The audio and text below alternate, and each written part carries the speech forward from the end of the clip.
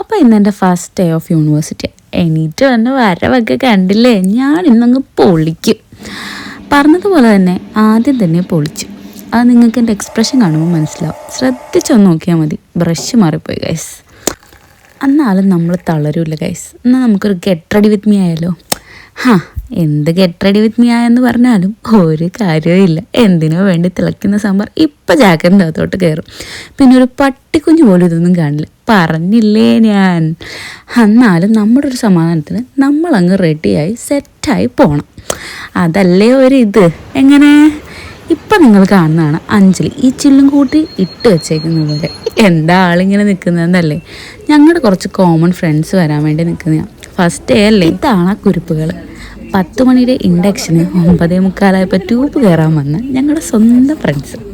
മലയാളികളുടെ അഭിമാനം. നമ്മൾ UK വന്നാലും കാക്കണമല്ലോ, അങ്ങനല്ലേ? ഇൻഡക്ഷൻ ആയതുകൊണ്ട് ലേറ്റായി ചെന്നാലും കുഴപ്പമില്ലെന്ന് ഓർത്തത്. പക്ഷെ അങ്ങനൊന്നുമല്ല ഗൈസ്, നല്ല പണി കിട്ടി.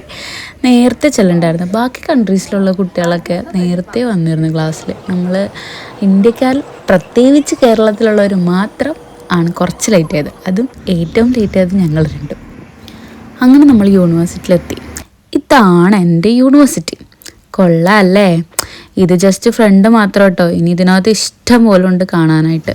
ഒരു ദിവസമൊന്നും പോരാന്നാണ് പറയണത് ഇതൊന്ന് കണ്ടു തീർക്കാനായിട്ട്.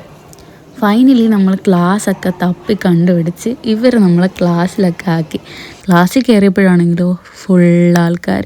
പിന്നെ ലാസ്റ്റ് ബെഞ്ചിലങ്ങ് പോയി ഇരുന്നു. അത് പിന്നെ അങ്ങനെ ആണല്ലോ.